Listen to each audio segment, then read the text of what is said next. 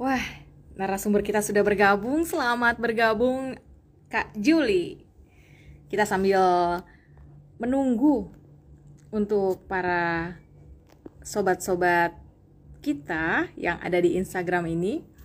Baik, halo kawan pajak dan juga masyarakat sadar hukum. Apa kabar semua di hari Jumat yang cerah ini? Semoga hari Jumat ini masih selalu semangat, bugar, dan tentunya semakin ceria ya. Karena memang langit di Jakarta pagi ini cerah banget. Semoga sesuai dengan hati kita ya. Baik, senang sekali saat ini kita bisa menggelar acara perdana kita, yaitu kolaborasi penyuluh hukum dengan penyuluh pajak pada episode pertama, yang akan membahas tentang perseroan, perorangan, dan aspek pajaknya. Selamat bergabung untuk yang sudah bergabung. Saya Lisa Noviana, host dalam acara ini, yang akan membawa acara ini sampai dengan selesai. Baik, jadi kawan pajak dan juga masyarakat sadar hukum,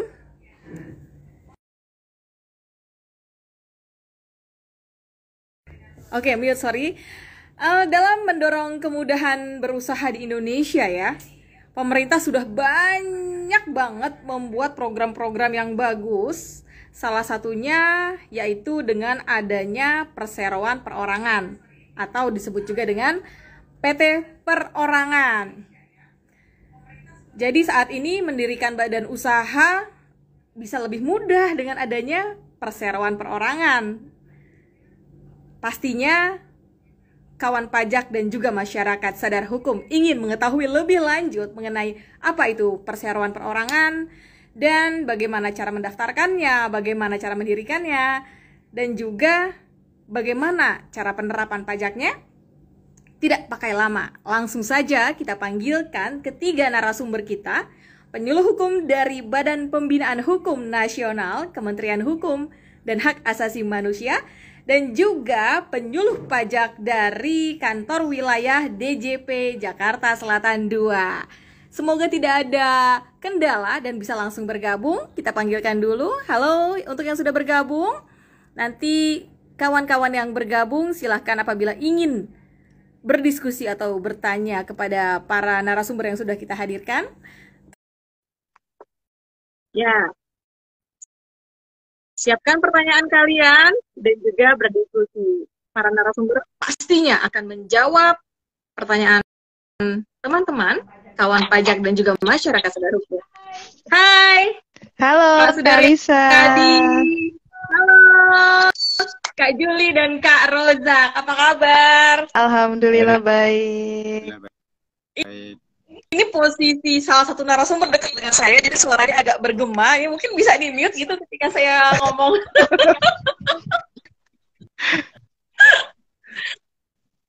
Halo untuk masyarakat sadar hukum dan kawan pajak yang sudah bergabung.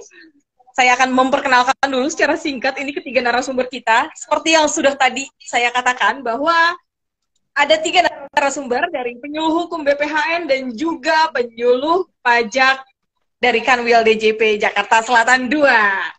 Ini yang ada di samping saya namanya Bapak Sudaryadi, SAG, SH, MSI. Insya Allah sebentar lagi dokter ya Pak ya. Amin. Wih, Amin. amin.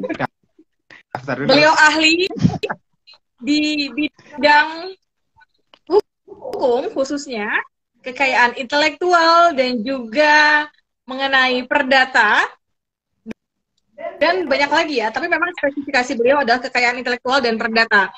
Maka dari itu kami mengundang beliau untuk hadir di acara ini. Begitu juga dengan narasumber berikutnya, Bapak Abdul Rojak, SEMH.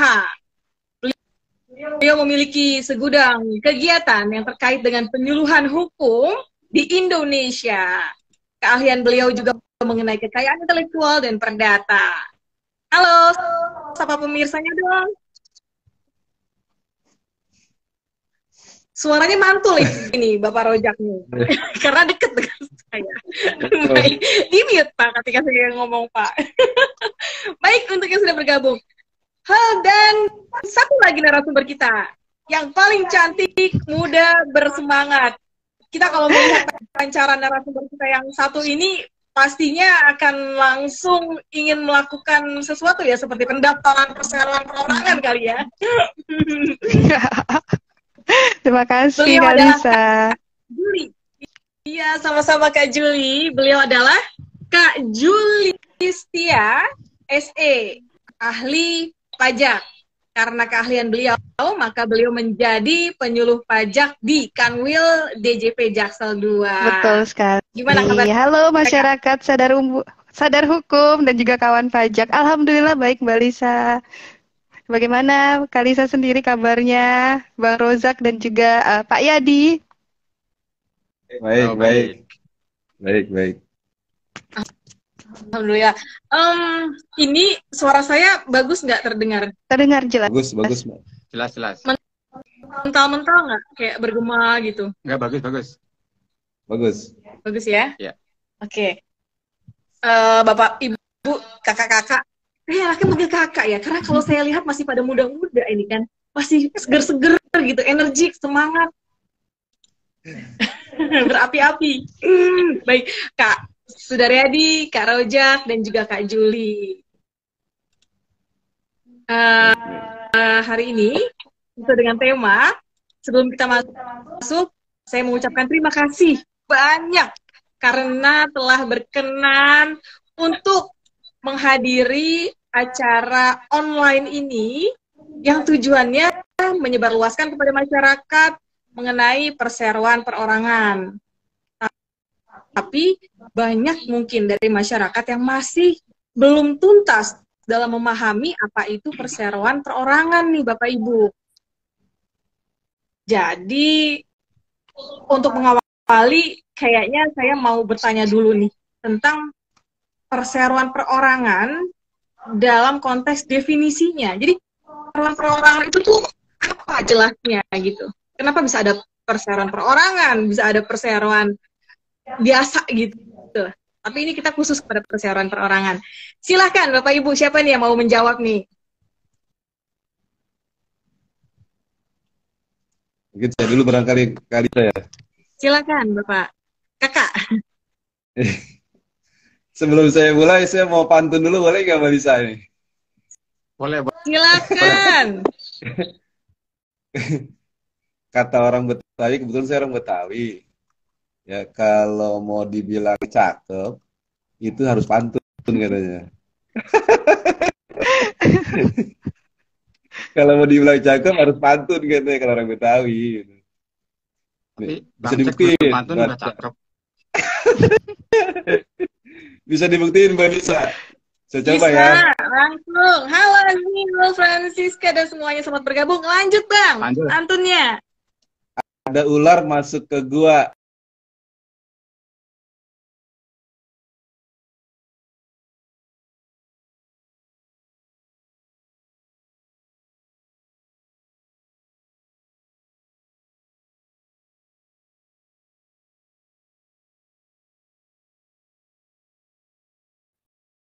Ini buffer ya, buffering. Buffering nih. Oke, lanjut. Ada ular masuk ke Cakep. air minum, cuci muka. Cakep. Awali pagi, hari berdoa. Assalamualaikum, salam pembuka. Assalamualaikum warahmatullahi wabarakatuh. Salam sahabat Waalaikumsalam warahmatullahi wabarakatuh. kawan hukum seluruh Indonesia. Benarkan nama saya Abdul Rozak, saya penyuluh hukum Badan Bimbingan Hukum Nasional. Tadi Mbak Lisa sudah menyampaikan apa terkait tentang perorangan. Sedikit sekelumit saya bahas sedikit terkait apa sih itu perorangan. Baik, dari data UMKM di UMKM Kementerian Koperasi dan UMKM tahun 2019 bahwa dicatatkan di situ tercatat sebanyak 65,5 juta ya UMKM yang ada di Indonesia. Luar biasa ya. terusnya juga menyerap banyak tenaga kerja. Ya. Tenaga kerja sekitar 123,4 juta orang. Ya. Jadi luar biasa sekali UMKM yang ada di Indonesia. Oleh karena itu pemerintah sangat concern sekali terkait UMKM ini karena memang salah satu penggerak perekonomian yang ada di Indonesia. Oleh karena itu pemerintah banyak mengeluarkan regulasi-regulasi untuk kemudahan berusaha, memulai kemudahan berusaha starter bisnis ya, di mana pemerintah mengeluarkan Undang-Undang Cipta Kerja, di mana di situ semangatnya adalah menciptakan dan meningkatkan lapangan kerja dengan memberikan kemudahan, perlindungan, dan pemberdayaan terhadap koperasi dan UMKM, serta industri dan perdagangan nasional sebagai upaya untuk dapat menyerap tenaga kerja yang seluas-luasnya dengan tetap memperhatikan keseimbangan dan kemajuan antar daerah kesatuan ekonomi nasional. Itu semangatnya daripada Undang-Undang Cipta Kerja ini. Di mana turunan dari undang-undang ini, Kementerian Hukum dan HAM mengeluarkan kebijakan untuk kemudahan memulai berusaha ini dengan mengeluarkan Permenkumham 21 2021. Di mana di situ bagaimana syarat, tata cara pendaftaran pendirian, perubahan, dan pembubaran badan hukum perseroan terbatas. Ya. Adapun pengertian maksud dari perseroan ini adalah lebih simpel tuh disingkat PT perseorangan, ya, di mana suatu badan usaha yang pendiriannya dilakukan oleh satu orang saja, ya, di mana usahanya masuk dalam kategori usaha mikro dan kecil, ya, harus garis bawah itu. Perseorangan didirikan oleh singkatnya oleh satu orang dan badan hukumnya pendirian itu dilakukan usahanya masuk kategori usaha mikro dan kecil. Nah, usaha mikro dan kecil. Adapun tujuannya adalah ya dengan perseroangannya tidak lain itu kan dalam rangka mendukung dan memberikan kemudahan para pelaku usaha dalam membangun usahanya. Ya. Kemudahan ini. Jadi sangat bermanfaat sekali kawan-kawan UMKM yang ada di seluruh Indonesia yang menyaksikan acara live kita ini terkait perseorangan karena kalau perseorangan PT biasa kan itu harus persekutuan modal ya, tapi dengan adanya ini perseorangan ini bisa dengan satu orang sudah bisa membuat PT. Nah, itu daripada sekelumit terkait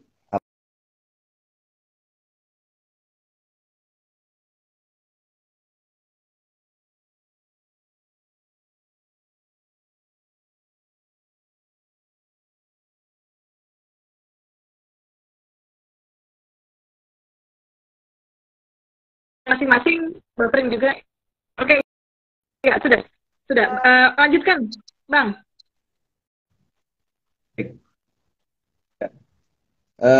Tadi kan ada kriteria bahwa perorangan itu kan didirikan satu orang dan dia harus masuk kategori usaha mikro dan kecil. Apa ini yang dimaksud dengan usaha mikro dan usaha kecil? Usaha mikro itu adalah usahanya antara 0 rupiah sampai 1 miliar, ya. Jadi, dan bangunan.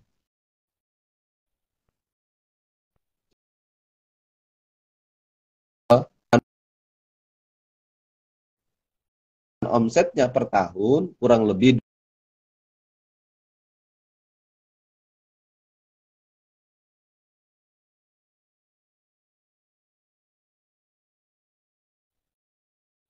kecil ini kriterianya masuk usahanya, modal usahanya tuh 1 miliar sampai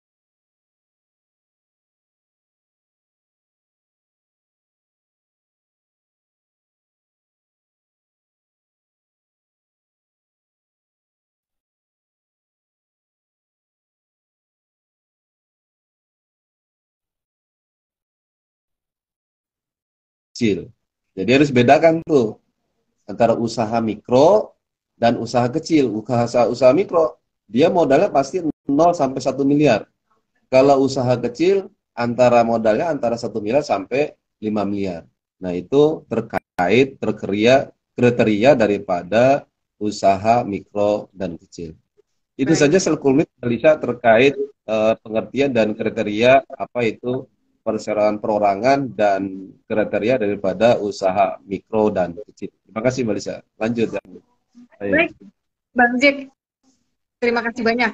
Jadi ya, masyarakat sadar hukum dan juga kawan pajak, menarik sekali bahwa perseroan perorangan bisa loh, cuma satu orang aja ngebikin itu. Dan tadi banyak sekali keunggulannya.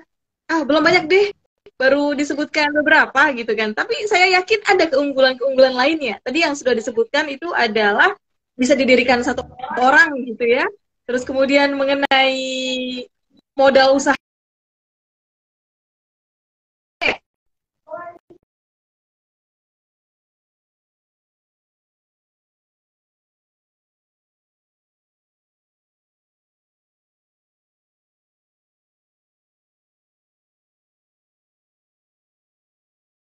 Ini buffer nggak di sana?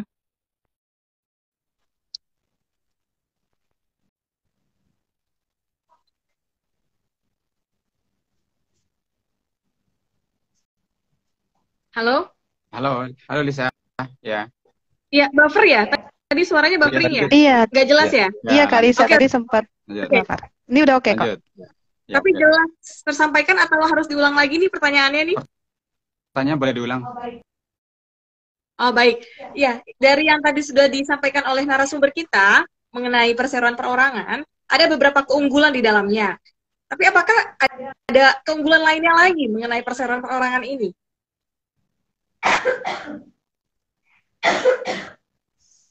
Silakan, Pak. Suaranya, Oh, ya. kalau saya ngomong di mute, Pak. Batuknya kedengeran. Iya. Terima kasih Lisa dan teman-teman semuanya. Dan buat Mbak Juli, sabar ya, ntar juga kebagian. Siapa ya di Jadi gini, saya kira pembahasan pada pagi hari ini sangat menarik. Menariknya kenapa? Memang mengenai PT perorangan, saya kira sudah sering dibahas. Hanya ini menariknya, selama ini dibahas dengan pajaknya. Nah, kali ini kita akan bahas tentang PT perorangan sekaligus pajaknya gimana sih. Nah, dan itu sudah ada hadir Mbak Juli nih yang akan menyampaikan. Kalau kita penyuluh hukum nggak ngerti nih masalah pajak, nanti biar Mbak Juli yang akan menyampaikan. Ini menariknya di sini, yang selama ini kita jarang ya mendengarkan PT perorangan pembahasannya dengan pajaknya. Nah, terus saya lanjutkan mungkin pembahasannya dari Bang Jack ya. Tadi sudah disampaikan beberapa keistimewaan atau keunggulan dari PT perorangan. Tapi masih ada beberapa lagi keunggulan dari PT perorangan tersebut. Nah, ini saya kira nih pemirsa juga teman-teman penyuluh ya, nanti bisa membantu ya masyarakat untuk didorong yang punya usaha membuat PT perorangan. Karena memang pendiriannya sangat mudah dan banyak keunggulannya. Tadi sudah disampaikan bahwa pendiriannya itu kalau PT perorangan adalah satu orang ya. Jadi memang ketentuannya satu orang ya, tidak boleh lebih dari kalau lebih dari satu orang nanti jadi PT biasa gitu. Jadi satu orang tadi sudah disampaikan oleh Bang Jack yang modalnya bisa dari 0 gitu, 0 sampai tadi 0 ya. Jadi maksimalnya 5M. Artinya nggak ada batasan modal, nggak ada minimalnya, tapi malah ada maksimalnya gitu kan. Ini kelebihan PT perorangan, itu satu orang. Yang kedua, pendiriannya memang sangat mudah. Jadi kalau PT biasa itu biasanya harus dengan notaris, ngurus sana sini perizinan kan. Beda dengan PT perorangan. PT perorangan itu daftarnya sangat mudah dan lewat online gitu. Lewat online kita cukup duduk manis di depan laptop, terus kemudian membuka websitenya ahu.co.id, persen terbatas, udah di situ tinggal klik, itu sangat mudah dan tidak memerlukan waktu lama. Tidak juga Pak harus pakai notaris begitu. Nih, ini keunggulannya kalau PT perorangan.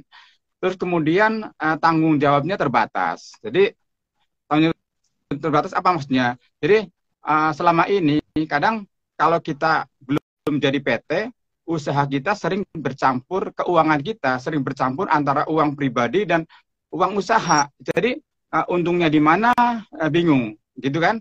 Nah, sementara setelah ada PT, kita bisa memisahkan antara uang pribadi dan uang PT, gitu. Karena memang nanti juga harus membuat laporan ya, laporan kalau tidak salah setiap 6 bulan sekali ke AHU, Kementerian Hukum dan HAM. Itu harus keunggulan di situ.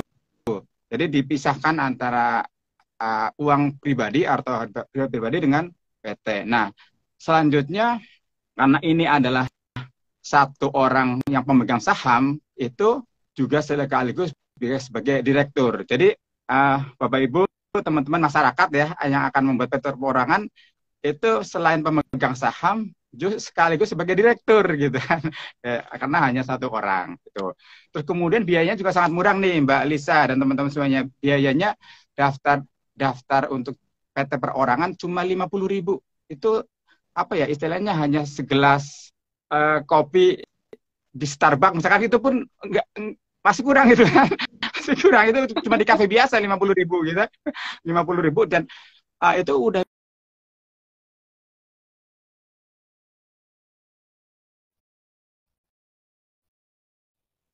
apa ya, banyak kemudahan-kemudahan untuk meminjam modal dan sebagainya gitu. Kalau udah jadi PT ataupun misalnya setelah jadi PT ini untuk jadi lebih dipercaya gitu.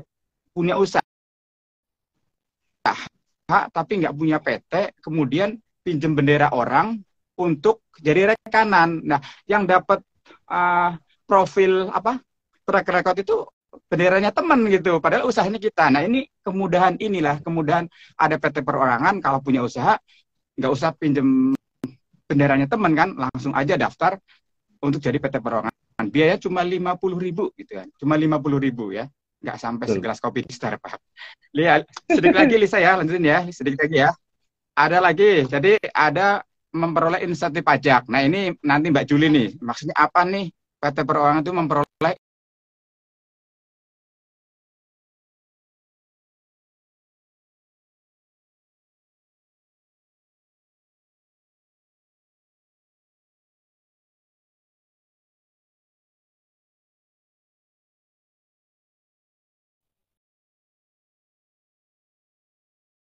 nanti kan ketika keluar badan hukumnya lewat online kan nanti bisa kita print.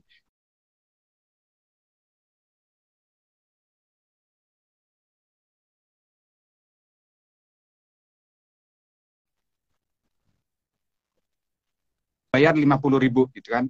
Nanti akan dijelaskan oleh Bang Rojak gimana cara pendaftarannya, masuk ke mana, nanti kemudian harus dapat voucher ya, ketika voucher yang 50.000 itu bisa dibayarkan lewat marketplace, misalkan kayak Tokopedia seperti itu. Nah, itu kira-kira Mbak Lisa sedikit, nanti mungkin akan kita tambahin lagi. Jadi langsung dapat status badan hukum ya, teman-teman yang mendaftar PT perorangan. Sangat menarik sekali. Ya, penjelasannya sangat luas dan memang sangat unggul. Jadi setelah ini saya yakin banyak nih yang akan langsung daftar perseroan perorangan karena caranya sangat mudah dan hanya 50.000. Baik, masyarakat sadar hukum dan juga kawan pajak, karena tadi narasumber kita Pak Yadi membahas mengenai pajaknya dan juga insentif pajak. Di sini sudah hadir nih Kakak Cantik, Kakak Juli dari Dirjen Pajak, penyuluh pajak.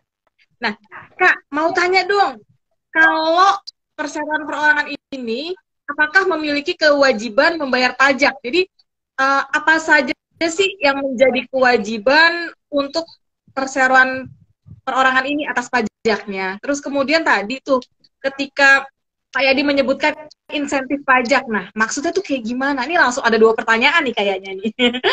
Silahkan Kak, langsung saja. Iya, baik. Terima kasih Kak Lisa, juga masyarakat sadar hukum, juga kawan pajak.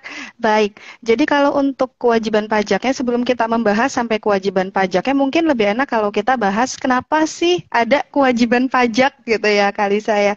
Jadi untuk teman-teman semua masyarakat sadar hukum dan juga sadar pajak, amin. Nah, jadi kenapa sih ada kewajiban pajak istilahnya? Karena pajak sendiri pengertiannya adalah kontribusi wajib oleh orang pribadi maupun badan kepada negara yang diatur oleh undang-undang. Nah, kontribusi wajib ini adalah kontrak sosial nih Kak Lisa antara kita warga negara atau yang berbadan hukum seperti PT Perseorangan di sini yang kita bahas kepada negara. Karena negara ini kan sudah menyediakan fasilitas ya berbentuk jalan raya, juga ada subsidi-subsidi yang diberikan dan juga banyak sekali seperti misalnya sekolah yang gratis dan juga rumah sakit dan sebagainya. Kita sebagai warga negara harus memberikan kontribusi kita berupa pembayaran pajak tentunya di sini. Nah, sekarang kita masuk nih kenapa apa kewajiban dari pajak PT Perseorangan? Kewajiban pajak itu pada umumnya itu ada 4 nih Kak Lisa. Pertama adalah daftar, kemudian menghitung, membayar, dan lapor. Jadi kalau disingkat itu DHBL, daftar, hitung, bayar, lapor. Nah, kalau pendaftaran tadi untuk PT Perseorangan ini sangat mudah sekali karena tadi sudah dijelaskan oleh Pak Yadi dan juga Bang Jack ya. Cukup dengan pernyataan pendaftaran yang diperoleh dari ptp.ahu.go.id. Jadi ketika sudah mendaftarkan PT Perseorangan, sudah otomatis di situ akan muncul NPWP badannya. Jadi nggak perlu daftar ulang lagi untuk NPWP-nya. Jadi sudah langsung muncul. Nanti yang perlu dilakukan adalah nanti mengaktifasi NPWP tersebut di KPP tempat wajib pajak terdaftar. Nah, terus kewajiban yang kedua nih, menghitung. Kalau untuk tarif pajaknya sendiri, pajak itu dihitung dari penghasilan yang diperoleh oleh PT Perseorangan. Nah, dengan diterbitkannya PP nomor 55 tahun 2022, tarifnya itu adalah 0,5%. Jadi tarifnya kecil ya kawan pajak ya. 0,5% dikalikan dengan omset atau bruto. Jadi kalau misalnya kita hitung nih ya, di bulan Januari, omsetnya itu ada sekitar 100 juta, maka pajak yang dibayarkan adalah 0,5%-nya, berarti 500.000. Nah, pembayarannya ini dilakukan setiap paling telat tanggal 15 di bulan berikutnya. Jadi untuk penghasilan yang bulan Januari, dibayarkannya di tanggal 15 Februari, paling telat. Kayak bayar listrik gitu ya, jadi di bulan berikutnya, tapi paling telat tanggal 15. Itu dari sisi menghitung dan juga membayar tadi ya, berarti sudah kita bahas. Jadi ada pembayarannya 0,5% dikalikan dengan omset. Batas berlaku tarif 0,5% itu adalah selama 4 tahun. Nih Kak Lisa, jadi kalau misalnya sudah terdaftar di tahun pajak 2022, maka berlaku tarif 0,5% itu dari 2022, 2023, 2024, dan 2025. Itu jadi sampai 2025. Nanti setelahnya terus pakai tarif yang mana? Nanti ada tarif badan yang normal, yaitu tarifnya 22% dikalikan dengan laba. Jadi ada perbedaan ya, kalau tadi yang 0,5% dari bruto, nanti untuk selanjutnya di 22% tapi dikalikan dengan laba usahanya sebelum pajak. Seperti itu. Lalu yang keempat, tadi kan daftar, hitung, bayar, dan lapor. Nah, lapornya ini bisa lapor bulanan atau masa istilahnya di kami, dan juga lapor SPT tahunan. Nah, SPT tahunannya ini dilaporkan paling telat tanggal 30 April tahun berikutnya. Berarti kalau sudah terdaftar 2022, dilaporkannya paling telat 30 April 2023. Lalu gimana nih dengan yang SPT masa atau SPT yang dilaporkan secara bulanan? Itu tergantung. Ya, jadi nggak harus wajib dilaporkan, tapi apabila memang ada transaksi yang terkait dengan pelaporan masa tersebut. Seperti misalnya, wajib pajak ini statusnya PKP atau pengusaha kena pajak. Berarti kan harus menerbitkan faktur pajak. Gitu ya, harus menerbitkan faktur pajak, maka dia wajib untuk lapor SPT masa PPN setiap bulannya. Tapi kalau dia bukan pengusaha kena pajak, nggak perlu lapor SPT masa PPN. Jadi nanti kita lihat dulu apa saja pajak yang dipotong atau dipungut oleh PT Perseorangan tersebut. Gitu sih Mbak Lisa, kalau secara garis besarnya ada DHBL tadi, daftar, hitung, bayar, dan lapor. Juga membuat pembukuan, karena udah sesuai tadi yang dijelaskan sama Bang Zek dan juga Pak Yadi ya, bahwa PT perorangan wajib bikin pembukuan. Begitupun untuk lapor SPT tahunan. Harus dicantumkan laporan tahunan yang sudah dikonsolidasi laba rugi dan neraca selama 1 tahun. Itu Kak Lisa. Baik, terima kasih banyak ini Kak Juli. Ini penjelasan dari Kak Juli pada akhirnya menepis hoax bahwa pajak itu hal yang mengerikan gitu. Ternyata enggak loh ya gitu kan. Ternyata dengan adanya tadi DHBL dan juga mekanismenya tadi, ternyata mudah sekali. Akhirnya ada juga nih yang bertanya mengenai pajak. Kak, boleh pakai 0,5% berapa lama ya? Apa sama kayak PT biasa? Pertanyaannya dari Purnomo 1408. Ini langsung dijawab aja, Kak. Nggak apa-apa. Boleh. Silakan. Jadi kalau kita melihat di aturan yang baru ya di PP 55 tahun 2022 itu diatur untuk PT perseorangan. Jadi dibedakan nih antara PT biasa dan PT perseorangan. Khusus perseorangan itu diberikan waktunya 4 tahun. Tapi kalau PT biasa hanya diberikan 3 tahun saja. Gitu. Jadi ada perbedaan di situ. Kalau untuk PT perseorangan, ini ya kawan pajak masyarakat sadar hukum 4 tahun penggunaannya. Jadi kalau baru terdaftar misalnya di 2023, berarti mulai dari 2023, 2024, 2025 sampai 2026. Itu menggunakan yang tarif 0,5%-nya. 4 tahun dari tanggal terdaftar atau dari tahun pajak 2022. Karena PP 55-nya berlaku sejak tahun pajak 2022. Baik. Jadi kalau PT perorangan terhitung 4 tahun dari tanggal pendaftaran sebesar 0,5% ya. Setelah itu dihitung kembali dengan modal dan keuntungannya gitu ya? Ya, jadi nanti setelah 4 tahun itu selesai, tapi kalau dia kategorinya masih PT perseorangan ya Mbak Lisa ya, nanti dia menggunakan tarif umum PPh Badan, pasal 17 Undang-Undang PPh. Tidak lagi menggunakan 0,5%, karena 0,5% itu adalah kemudahan yang diberikan kepada UMKM atau pengusaha kecil gitu. Jadi untuk mereka mudah ngitungnya. Jadi kan nggak ribet nih ya harus ngitung akuntansinya, harus ada jurnal segala macam. Jadi cukup menghitung pajaknya dari bruto dikalikan 0,5%. Itu adalah untuk kemudahan kepada wajib pajak. Baik, Kak, sebelum masuk ke pertanyaan selanjutnya, ini saya yakin nih setelah mendengar keunggulan dari Pak Yadi tadi, terus penjelasan tambahan dari Bang Jack, dan juga kemudahan pajak dari Kakak, pasti pada penasaran gimana sih cara daftarnya nih, gitu kan?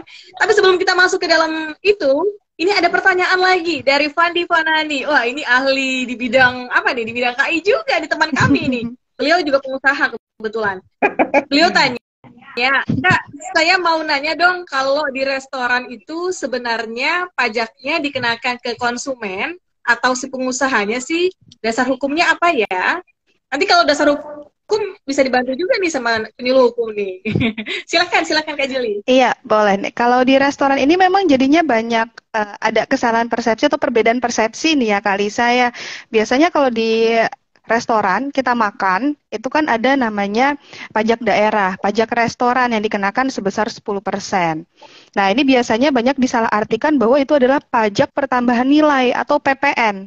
Padahal bukan, itu adalah pajak daerah. Nah, untuk restoran ini memang yang menanggung adalah konsumen. Nanti mungkin Pak Yadi dan Bang Zek bisa menambahkan nih ya. Jadi yang ditanggung oleh konsumen. Makanya biasanya kalau kita lihat struknya tuh ya, itu kan ada teks di bawahnya, itu 10% setelah harga makanan, dan itu ditanggung oleh konsumen.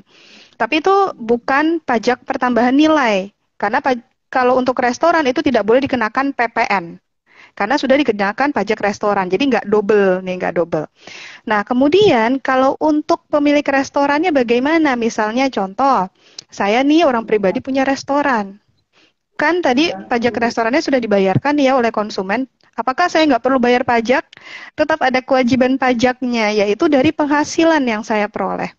Jadi misalnya tadi kan dia makan 100.000 ditambah pajak restorannya ya 10.000. Konsumen bayar 110.000. Nah, yang saya hitung nanti omset saya dari 100.000-nya yang merupakan penghasilan saya.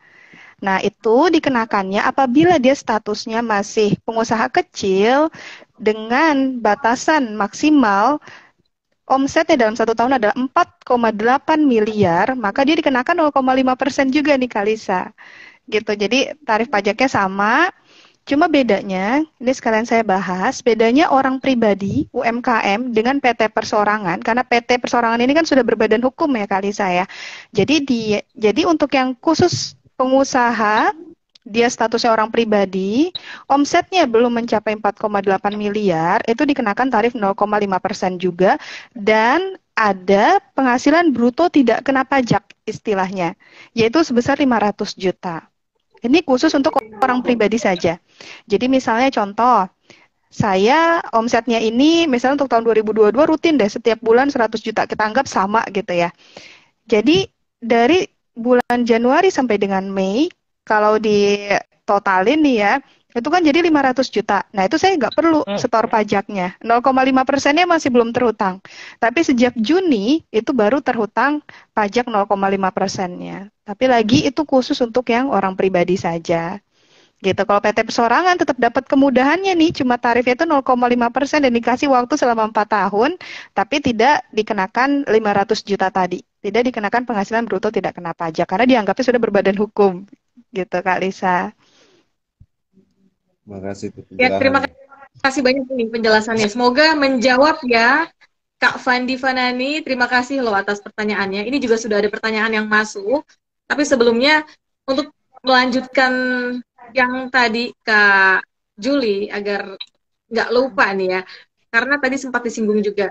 Bisa nggak sih Kak, kalau PT perorangan, maksudnya kalau PT perorangan itu belum ada penghasilannya gitu ya, itu apakah tetap wajib lapor Kak?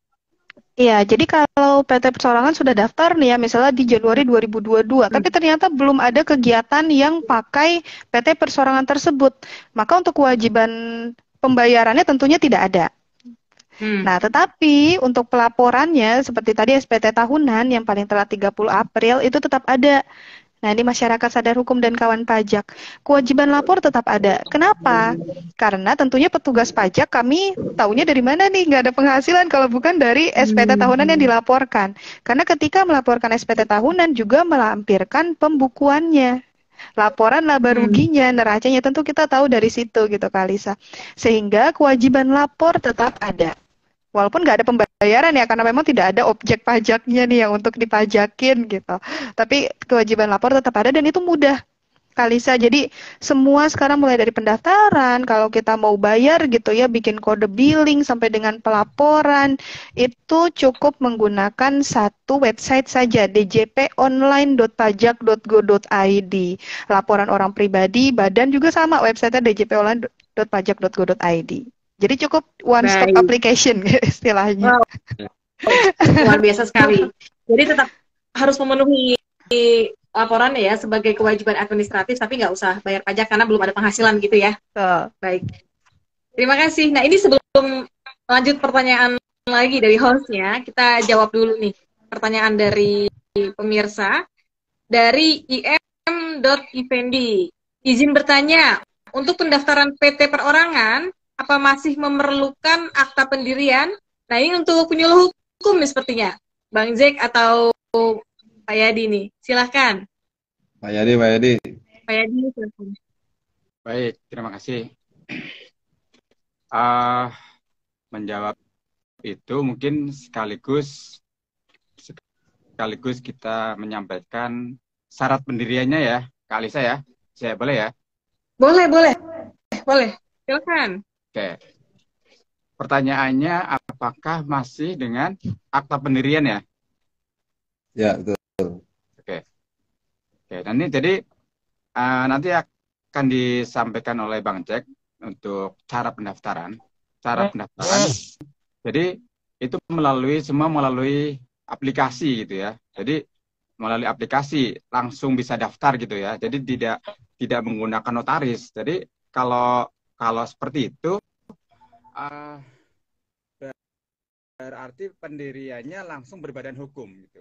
Pendirian langsung berbadan hukum oleh AHU ya, oleh Direktorat Jenderal AHU, Kementerian Hukum dan HAM. Nah, di situ langsung keluar sertifikat berbadan hukum. Jadi tidak. Pak Yadi, mohon maaf, ini suaranya hilang. Akta pendirian notaris seperti itu. Oke. Ya. Nah, mungkin melanjutkan ya agar diketahui bagaimana sih syaratnya gitu ya, syaratnya untuk mendirikan PT. Nah, kembali kita sampaikan bahwa PT perorangan itu adalah didirikan oleh satu orang ya. Jadi satu orang. Jadi suaranya hilang. Ini ada panggilan masuk ya. Oke ya. Oke, jadi kembali kita sampaikan syarat pendirian PT perorangan sesuai dengan PP nomor 8 sesuai dengan PP nomor 8 tahun 2021. Pertama adalah perorangan. Jadi kembali kita sampaikan PT perorangan itu didirikan oleh satu orang. Tidak boleh lebih dari satu orang. Kalau lebih dari satu orang itu bisa jadi PT biasa. Makanya karena ini dipermudah hanya satu orang. Yang kedua adalah warga negara Indonesia. Kalau Lisa itu apa WA memanggil terus ya, izin Lisa, apa namanya, WA grupnya, WA grup yang podcast ada memanggil. Lanjut ya. Itu mungkin penyebab suara ya. Lanjut ya. Mohon maaf teman-teman. Ada gangguan teknis sebentar ya. Lanjutkan Pak. Yang ketiga syaratnya adalah minimal 17 tahun. Iya. Jadi setelah 17 tahun, silakan masyarakat Indonesia boleh mendaftar untuk pendirian PT perorangan. Misalnya dia masih mahasiswa juga boleh. Yang penting ada usaha. Nanti akan disampaikan oleh Pak Rojak bahwa nanti ada usaha apa? Ada usaha. Usaha nanti akan disampaikan usaha-usaha yang terdaftar, namanya, dan yang terdaftar usaha-usaha apa yang bisa masuk PT perorangan. Yang selanjutnya adalah selain 17 tahun harus cakap hukum. Ini biasa ya. Jadi ketika akan istilahnya akan melakukan perjanjian perdata, nanti harus cakap hukum. Cakap hukum itu ya misalnya tidak gila misalnya gitu kan. Sedang tidak gila, tidak pikun barangkali ya. Sorry, what's wrong with you? Halo? Kenapa jauh dekat itu seperti hati kita yang kadang-kadang jauh dekat ya. Bagi video.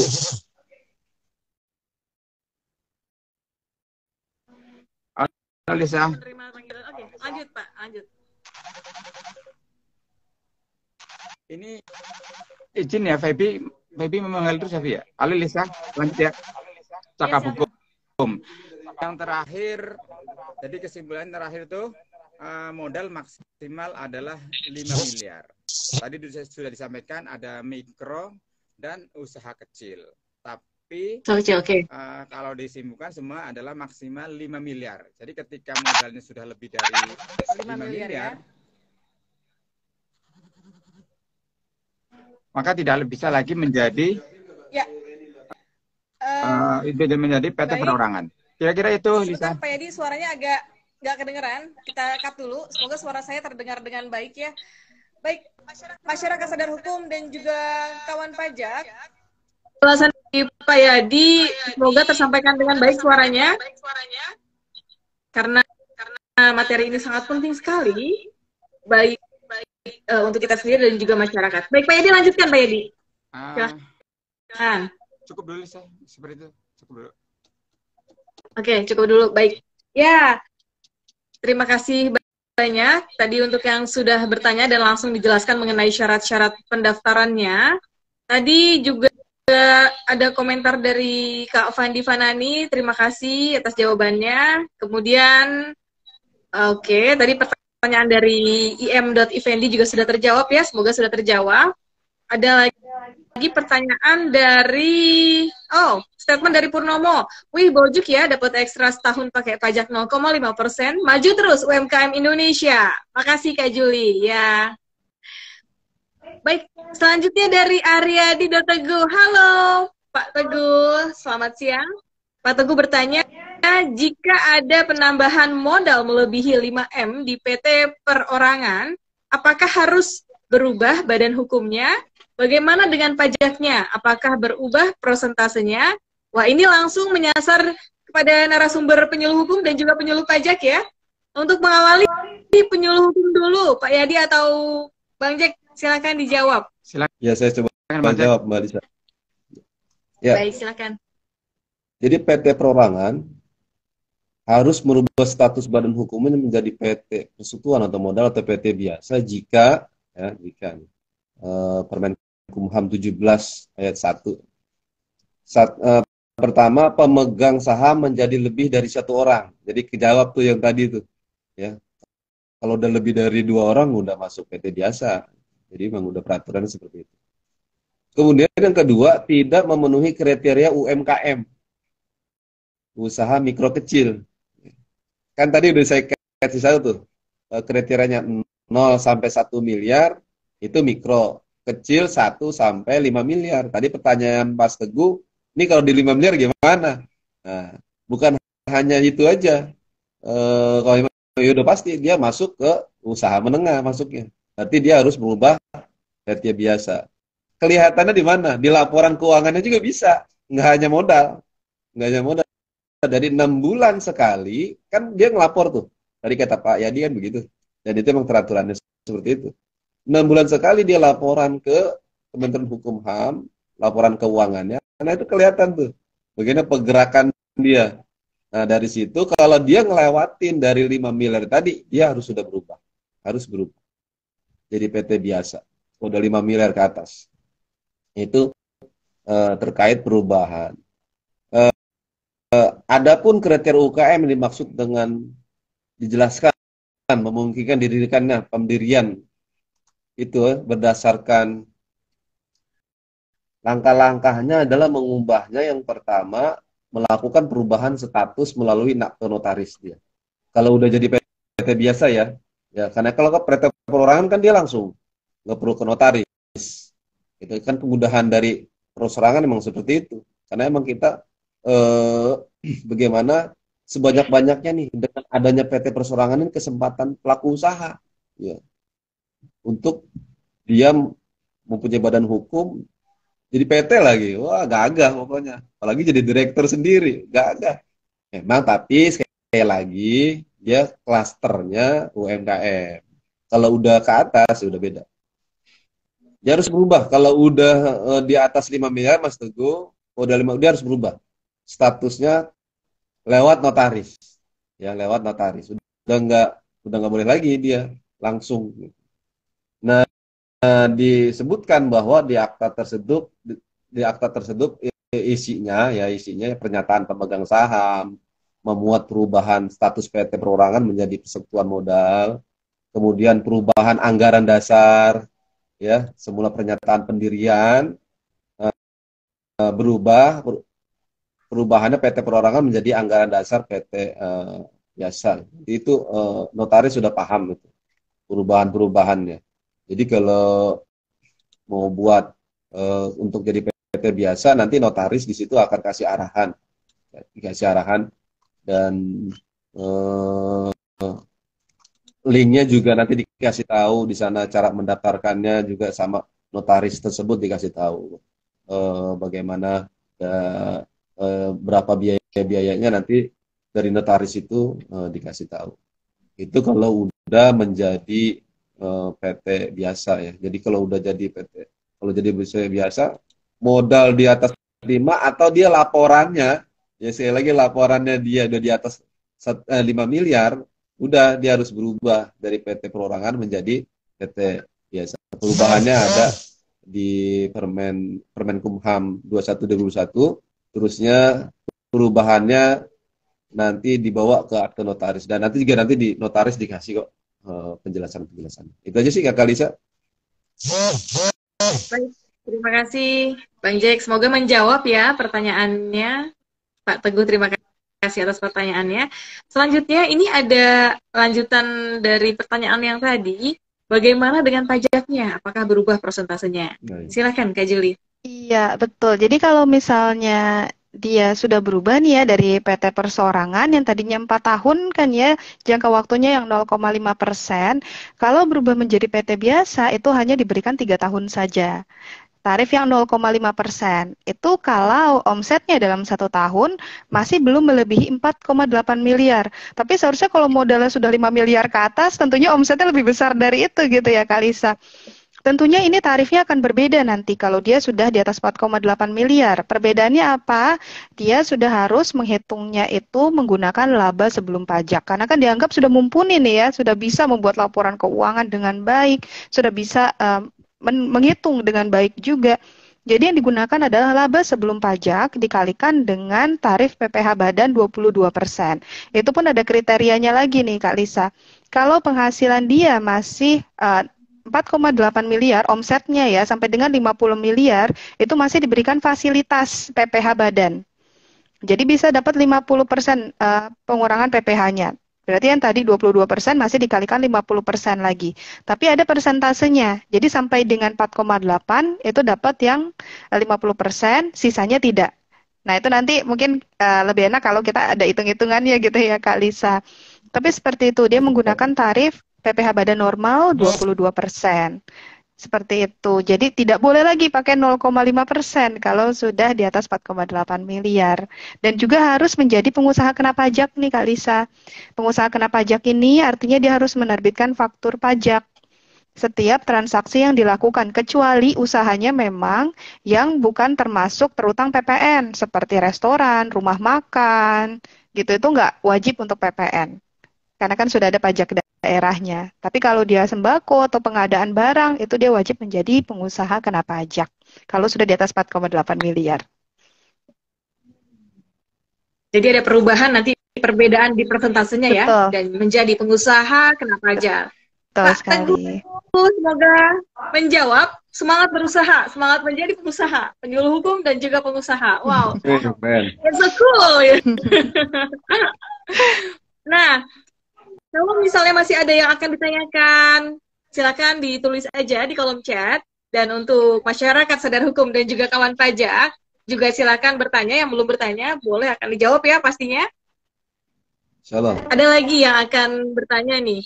Sudah menuliskan pertanyaannya, Altius Sherry.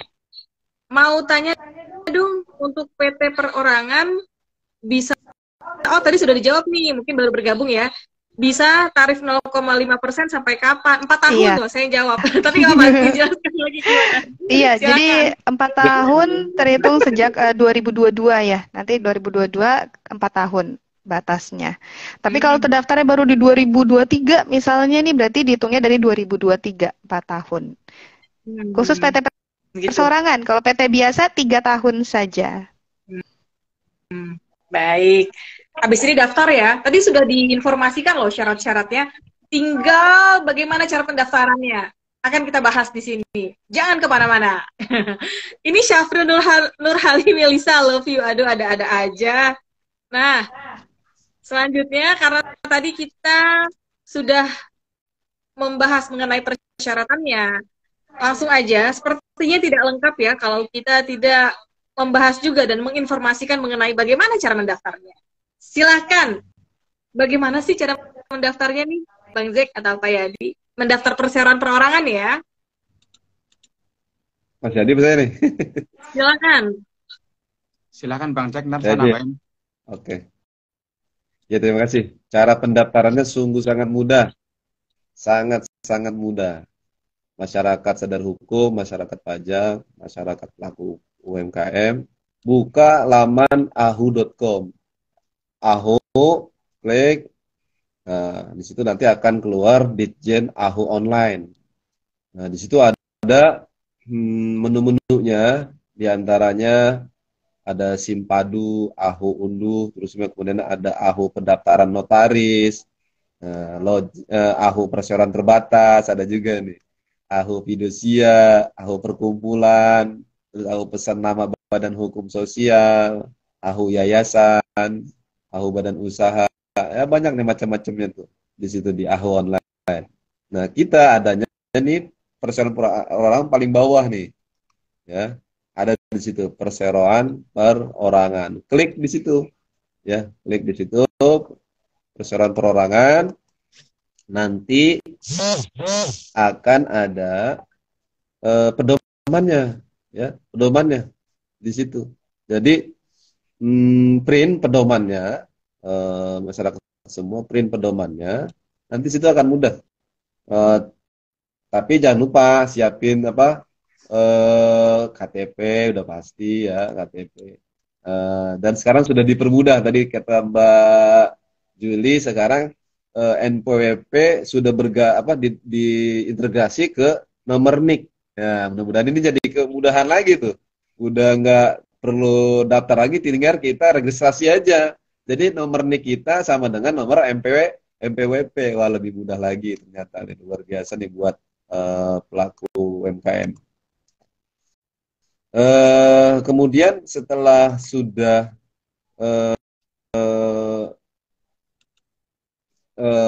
panduannya kita pegang, siapkan KTP tadi, kemudian NPWP-nya juga sudah sekalian, kemudian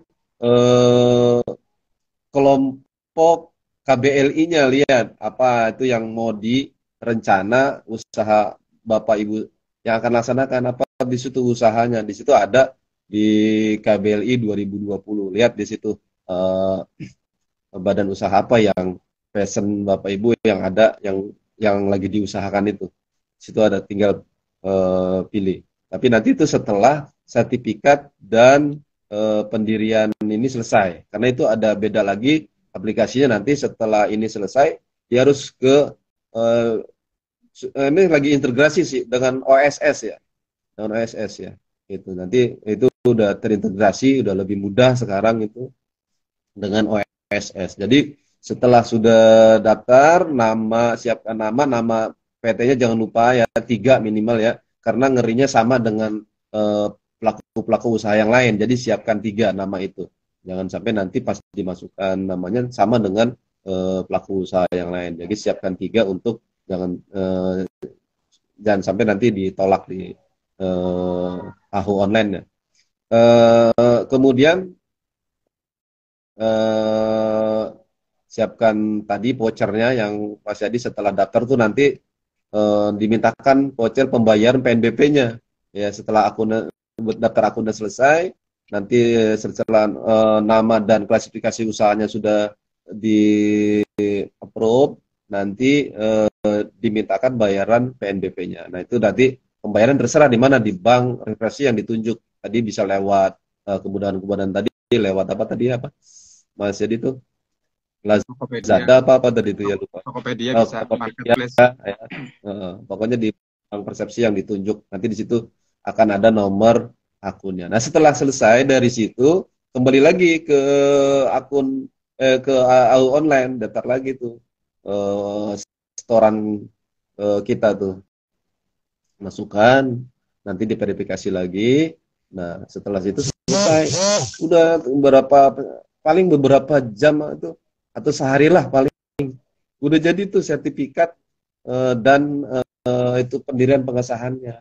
Nah setelah itu selesai, daftarkan ke OSS terkait nomor induk berusahanya. Jadi karena ini berkaitan dengan pendaftaran rekening ke bank, jadi dimintakan sertifikat pengesahan dan pendaftarannya, kemudian NIB-nya, daftarkan PT perorangan kita ke bank. Jadi namanya udah bukan pribadi lagi, udah nama PT. Jadi udah lengkap tuh usaha kita. Udah gagah tuh.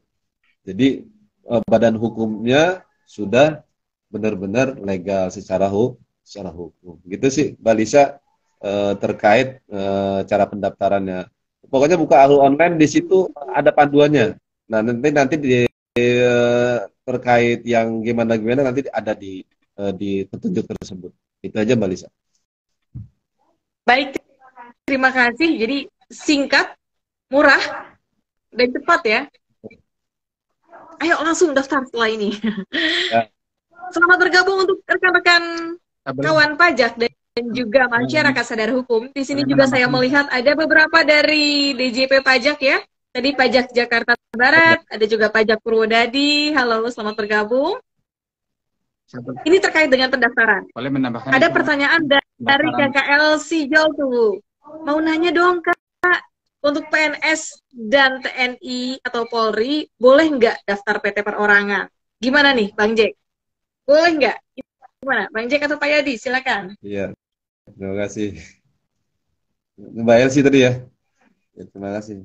Sejauh itu tidak mengganggu kegiatan kita selaku ASN, ya, itu dibolehkan sejauh tidak mengganggu kegiatan kita selaku ASN. Karena di situ belum ada aturan sih yang retil terkait ASN nggak boleh untuk jadi PT, membuat PT perorangan, belum ada sih secara detailnya gitu. Jadi masih dibuka pintu untuk pendaftaran ASN untuk melakukan pendaftaran membuat PT perorangan, karena belum ada aturan rigidnya untuk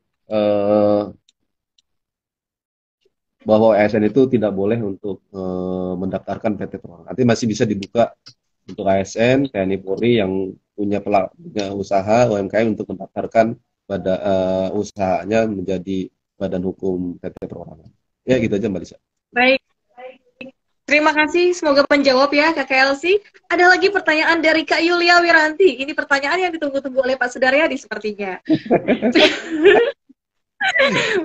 Bagaimana jika setelah berubah ke PT biasa, ternyata kemudian dari laporan keuangannya kembali lagi masuk ke kategori mikro dan kecil, apakah bisa berubah lagi menjadi PT perorangan? Silakan dijawab.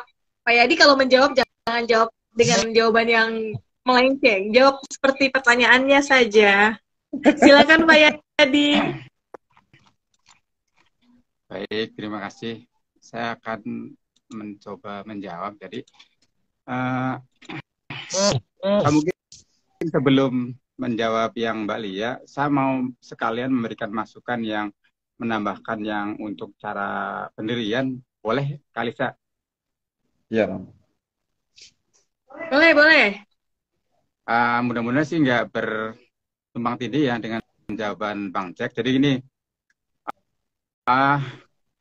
kalau kita lihat website atau di Google tuh suka ada orang yang menawarkan untuk mendaftarkan PT online gitu, PT perorangan gitu, seperti itu. Ya mungkin teman-teman pernah lihat ya. Jadi ada semacam jasa yang semacam biro jasa yang menawarkan untuk mendaftar PT perorangan. Nah, di situ lumayan juga biayanya gitu. Biayanya ada yang 500.000, ada yang 1 juta gitu. Kalau kami menyarankan tidak usah menggunakan biro jasa karena itu bisa sendiri gitu. Kalau misalnya kita memang gaptek dengan komputer, boleh nyuruh anaknya yang bisa komputer lah seperti itu. Karena itu sebenarnya gratis kan, daftarnya kan hanya 50.000 saja gitu. Tapi kalau lewat biro jasa bisa ada yang menawarkan 500.000, ada yang 1 juta. Jadi sarannya tidak usah harus menggunakan biro jasa. Nah, sedikit menambahkan lagi Bang Jack. Jadi emang ini sedikit agak kelemahan ya, karena kita pakai live IG, jadi tidak bisa menampilkan urut-urutan cara pendaftaran gitu. Cara pendaftaran. Iya, betul. Seperti itu. Kalau misalkan lewat Zoom atau yang lain, kalau kita bisa menampilkan sebenarnya bisa langsung dipraktekin. Nah, hanya tadi bisa diceritakan saja. Jadi mudahnya itu kita membuka websitenya ahu.co.id. Nah, langsung kita cari namanya perseroan perorangan. Katanya ini memang menu baru ya. Kalau nggak salah 2021 ini baru ada nih yang di AHU nih, perseroan persorangan. Nah, di situ langsung kalau bisa sih memang kalau gaptek menyuruh teman atau siapa yang biasa pakai komputer itu mudah ya, urut-urutnya mudah sebenarnya. Nanti ada bikin akun ya, maaf Bang Jack ya, bikin akun. Pertama sebenarnya bikin akun dulu gitu, dengan email ya, Gmail gitu, akun, terus nama kita. Sebelum daftar bikin akun dulu. Kayak misalnya kita bikin Facebook harus daftar dulu gitu, daftar akun, buat akun dulu gitu, buat akun. Kemudian di situ ada urut-urutannya ya, terus urut-urutannya sampai bayar dan sampai apa? Kalau sebenarnya nggak sampai sehari ya, katanya juga bisa 1 jam kata informasi dari AHU. Kalau sudah selesai, kalau namanya nggak ada yang sama, maka tadi disarankan palingnya menyediakan beberapa nama PT gitu. Bisa 3 sampai 5 gitu, sampai 5. Jadi nanti jangan hanya satu, kemudian nggak ada alternatif, ternyata itu sudah ditolak secara sistem karena sudah ada yang sama, nanti kita bingung. Makanya kita sarankan sediakanlah nama paling nggak 3 sampai 5. Jadi ketika ditolak sistem, ganti lagi seperti itu. Itu untuk Jadi beberapa nama ya Pak ya? Yang akan didaftarkan. Sarannya seperti itu, paling nggak 5 lah seperti itu. Nah nanti ada, kemudian nanti tadi seperti yang udah Pak Rojak sampaikan, nanti keluarlah sertifikat badan hukumnya seperti itu. Nah, selanjutnya mungkin saya mengomentari atau sedikit menjawab yang menjawab pertanyaannya sampaikan. Kakak Yulia Wiranti. Bagaimana Pak jawabannya Pak? Iya, jadi tadi yang pertama kan kalau melebihi 5 miliar itu harus berubah menjadi misalkan PT biasa kan, dengan urut-urutan tentunya dengan syarat-syarat seperti PT biasa. Nah, sekarang kalau dari laporan, sebenarnya kalau gini, saya meyakini Bu Lia ya, jadi berbeda antara modal dengan laporan aset ya. Ntar mungkin akan teman-teman bisa menyampaikan antara modal dan aset. Kalau modal itu bukan aset istilahnya gitu kan, aset yang per tahun gitu loh, per tahun. Kalau saya bayangkan misalnya, nanti ya kalau yang dimaksud itu laporan per tahun itu misalnya gini, kalau misalkan PT perorangan misalnya modalnya itu 1 miliar, bisa jadi asetnya keuntungannya lebih dari itu. Tapi itu bukan modal istilahnya kan, tapi modal yang dibatasi adalah 5 miliar. Nah, yang Ibu Lia mungkin maksud mungkin laporan apa kemudian modalnya jadi berkurang ya, ini seperti itu kan, bayangannya kan seperti itu. Nah, jadi kalau dia awalnya membuat PT biasa, ya tidak masalah sih, akan terus berlanjut kan seperti itu kan. Ini kan untuk PT perorangan. PT perorangan itu saya sih seperti itu ya. Kalau awalnya membuat PT biasa, ya akan terlanjut PT biasa. Ya mau izin nanti kalau ada yang salah saya ya. Kalau kecuali PT perorangan, karena memang dibatasi maksimal 5 miliar gitu kan. Jadi ketika udah modalnya lebih dari 5 miliar, dia nggak bisa jadi PT perorangan. Dia harus berubah. Kalau berubah menjadi PT biasa dengan syarat tertentu. Nah, tadi misalnya laporannya ternyata di bawah 5 miliar ya gitu kan, laporannya di bawah 5 miliar, nah ini laporan modal atau laporan aset misalnya gitu. Ya, tapi itu nggak masalah kan ya. Setahu saya sih kalau misalkan memang membuat PT biasa kan, ini kan memang dipermudah PT perorangan dengan modal dari nol seperti itu. Nah, baik Pak Yadi. Iya, jadi mohon izin, jadi boleh jangan-jangan mungkin saya salah ya. Jadi kalau menurut saya sih ya nggak masalah juga ketika laporannya di bawah 5 miliar akan tetap jadi PT biasa gitu. Kecuali mau berubah lagi jadi PT perorangan, ya bisa juga kan, bisa juga. Berarti harus ada perubahan lagi sesuai dengan aturan. Dari awal lagi gitu ya Pak ya?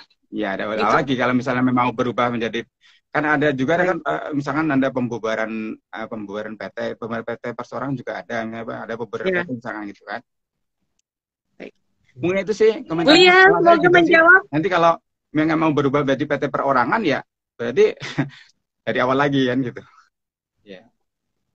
Karena memang syarat agak grogi kan ada syarat yang harus satu yang daftar kalau PT perorangan. Iya. Seperti itu. Semoga menjawab. Ini masih banyak banget ini pertanyaan dari masyarakat saudara hukum, rekan-rekan ASN dan juga kawan pajak.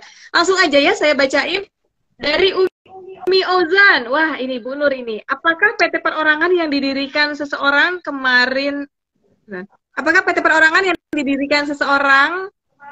pendirinya tersebut meninggal? Oke.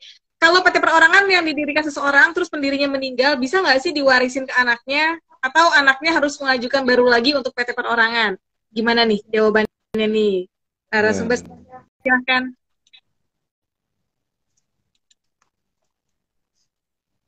mengenai PT perorangan, apakah bisa masuk ke dalam hak waris sama seperti kalau apa kalau kita hak hak merek paten gitu kan. Tapi kita tidak membahas itu. Ini kita membahas PT perorangan.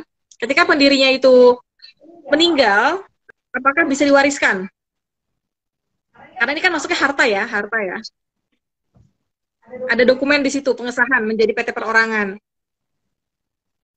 Ya, ya, ya. Silakan. Ya, ini kasus baru juga nih. Tapi ini jadi masukan buat kita juga. Karena ini dia persorangan sendiri, tentu kan dia secara legalitas kan dia memang muzada. Jadi itu dia menjadi harta pribadinya. Gitu ya.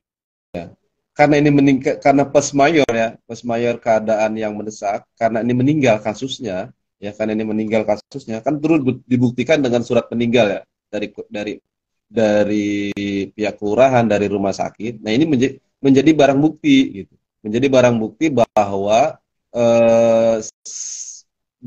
PT perusahaan bisa dirubah menjadi ahli waris, karena ini pes mayor kejadiannya. Meninggal dunia. Karena kalau yang di PT biasa dia kan didaftarkan di akta notaris, ya kan di daftar notaris. Kalau ini kan dia langsung ke Kumham, tapi dia kuat secara hukum dia juga kuat juga. Tapi harus dibuktikan gitu. Meninggal semua itu harus dibuktikan untuk dia bisa menjadi apakah ini bisa diteruskan oleh anaknya atau tidak, tentu harus dibuktikan secara hukum juga. Intinya sejauh itu masih bisa dibuktikan, bisa diwariskan. Baik. Terima kasih Pak Rojak, dan semoga menjawab ya Bu Nur pertanyaannya bahwa PT perorangan juga bisa diwariskan dengan prosedur dan peraturan perundang-undangan yang ada. Nah, ini ada pertanyaan selanjutnya. Wah, ini terima kasih juga untuk Pajak Jakarta Utara yang sudah bergabung. Oke, dari Novita _ta. Ini bapak-bapak kan mau sholat Jumat, nanti mungkin segera kita akhiri ya. Kalau banyak pertanyaan nanti nggak kita tanyain semua. Untuk laporan SPT pajak perseroan perorangan, apa harus menyertakan neraca? Terima kasih. Wah, ini untuk Kakak Juli, silakan Kak. Iya, betul. Jadi minimal yang harus dilampirkan laporan keuangan adalah laba rugi dan juga neraca atau laporan posisi keuangan. Jadi betul harus ada neracanya juga. Baik. Jadi harus dengan neraca ya Kak ya? Ya, betul. Oh iya Kak Lisa, aku boleh nambahin dikit aja. Jadi agak sedikit tergelitik ya tentang tadi berubah kan dari PT perorangan terus jadi PT biasa, apa bisa balik lagi ke PT perorangan. Nah ini kalau dari sisi pajak terkait omset nih Kak Lisa, tadi kan kalau yang 4,8 miliar ke bawah itu dikenakannya 0,5%. Kemudian dia naik nih menjadi di atas 4,8 kan harus menggunakan PPh badan yang 22%. Gimana kalau ternyata tahun depan ya dia turun lagi jadi di bawah 4,8, apakah pakai 0,5% lagi? Jawabannya adalah tidak kalau terkait kewajiban pajaknya ya. Jadi tetap harus pakai PPh badan terus.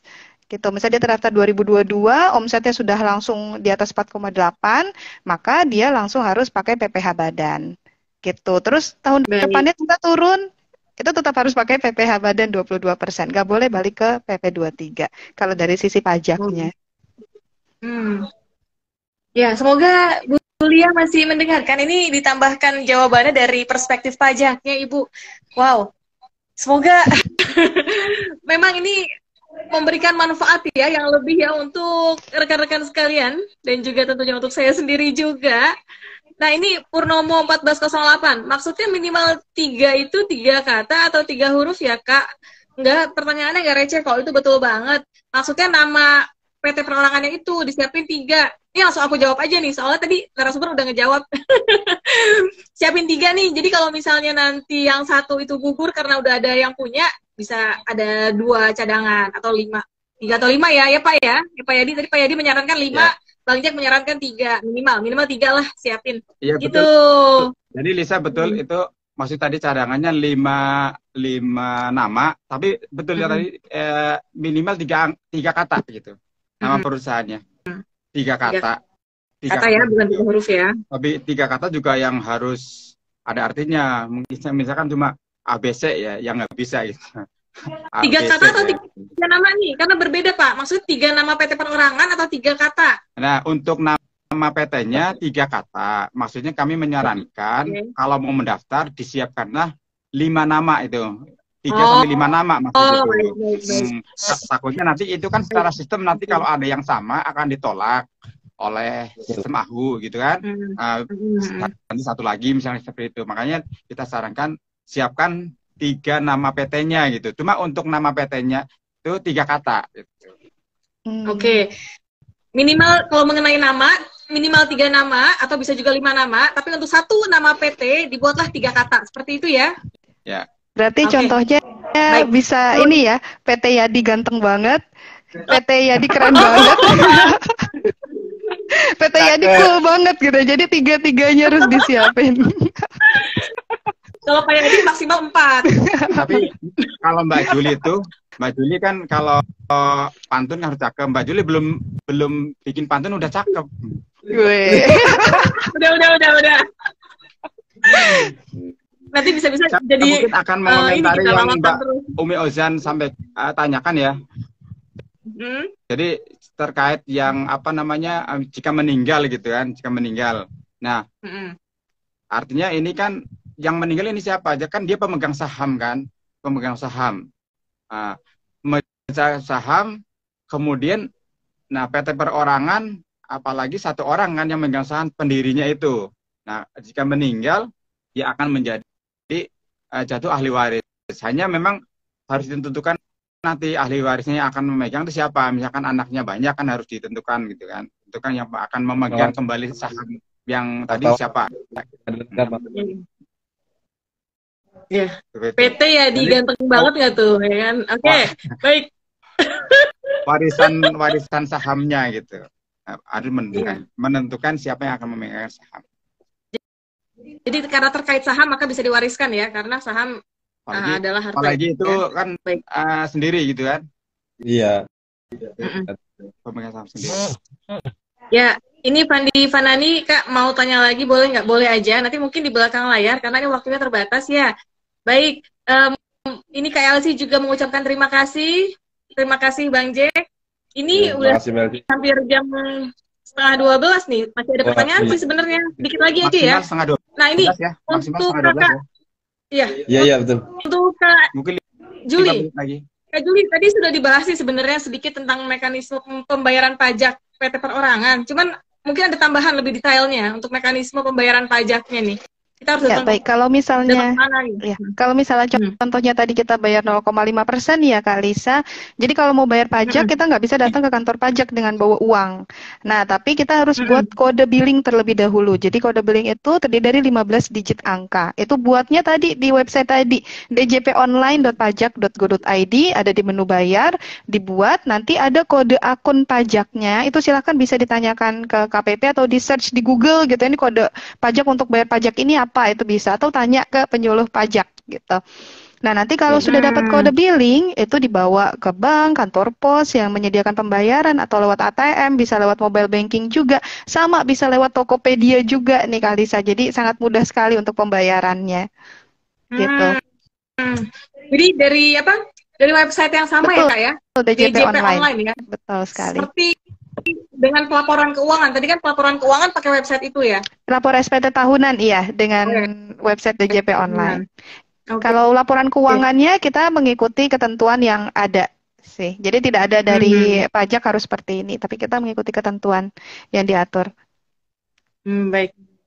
Tadi Kak Juli sempat menyentuh nih bahasanya. Kalau misalnya ada yang masih bingung atau penasaran dan mau tanya-tanya, bisa ke penyuluh pajak. Nah, itu penyuluh pajak bisa datang langsung atau lewat website yang sama juga? Kalau untuk kita mau konsultasi, itu bisa nih kawan pajak semua, masyarakat sadar hukum, di search aja di tombol search di Instagram, misalnya pajak pasar minggu. Berarti di search saja pajak pasar minggu, nanti itu akan ada Instagram per KPP. Jadi semua KPP yang ada di Indonesia itu punya Instagramnya. Nah, nanti silahkan kalau sudah dibuka, diklik yang Linktree-nya. Jadi di situ ada Linktree, nanti akan banyak tuh pilihannya. Mau konsultasi SPT tahunan, NPWP, EVIN, atau konsultasi perpajakan secara umum, silahkan diklik, nanti akan terhubung ke WA Helpdesk dari KPP. Dan itu terhubung oleh penyuluh pajak. Seperti itu, Kak Lisa. Ya, terima kasih banyak. Ini pertanyaan dari saya selaku host cukup sekian. Dan terakhir ini tolong dijawab singkat banget karena sudah ada penjelasan kuota Anda sudah habis. Takutnya ini nggak kerekam nih. Nah, kalau penyuluh hukum nih, tadi kan dari penyuluh pajak sudah menginformasikan tempat untuk konsultasi di mana. Kalau penyuluh hukum, kalau ada yang ingin konsultasi lebih lanjut mengenai perseroan perorangan, bisa kemana nih? Singkat aja. Silakan Bang Jack. Ya, langsung aja ke ahu.co.id, ahu online, atau langsung juga ke penyuluh hukum BPHN di Sigitan, Jakarta Timur. Silakan datang ke kami atau langsung ke ahu.go.id. Itu aja Mbak Isa. Baik. Jadi bisa ke ahu.go.id atau datang langsung ke BPHN ya, Law Center atau di website BPHN-nya. Baik, terakhir banget ini. Saya minta closing statement sedikit aja. Karena takutnya ini mati nih, kuotanya udah habis. Sedikit aja, Pak Yadi, mohon closing statement-nya, singkat saja. Setengah menit ya. Jadi bagi masyarakat atau teman-teman yang punya usaha, sebaiknya mendaftarkan menjadi PT perorangan. Nanti khawatirnya nih, usahanya makin maju, ternyata ada yang ingin mengkontrak, ternyata harus ada benderanya istilahnya kan. Kalau nggak punya PT harus pinjam orang lain, sayang gitu kan. Padahal cuma 50.000. Maka sebaiknya langsung aja daftar, yang punya usaha itu langsung daftar untuk jadi PT perorangan. Cuma 1 jam jadi badan hukum dan biayanya cuma 50.000. Itu aja, Lisa. Baik, terima kasih Pak Yadi. Closing statement-nya lanjut.